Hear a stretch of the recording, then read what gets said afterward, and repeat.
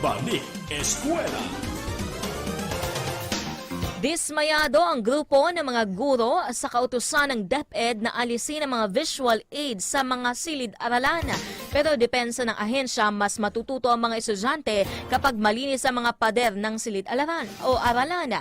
May detalye hinggil dyan si Christopher Tirambulo. Christopher!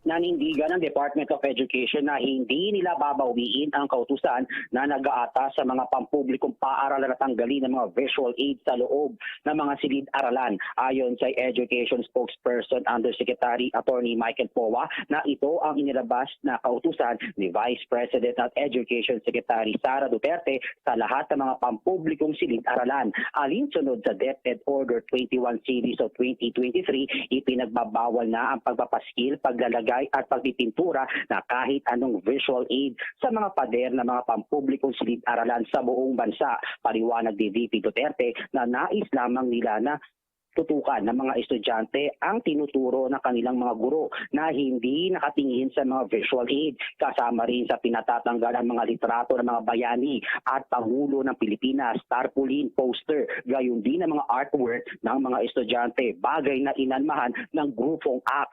Ayon sa Alliance of Concerned Teachers Chairperson Vladimir Cueta, dagdag pasakit at gastos ito sa mga guro, lalo pat tapos na sana ang Brigada Eskwela, pero kailangan tumalima ng mga guro sa kautusan ng DepEd, kaya patuloy pa rin ang pagsasaayos nila sa makarika nilang mga silid-aralan, habang nilinaw ng Education Department na hindi sakop ng kanilang kautusan ang mga pribadong eskwelahan. Christopher Tirambulo, Newsline. Salamat sa detalye ng ulat, Christopher. Newsline.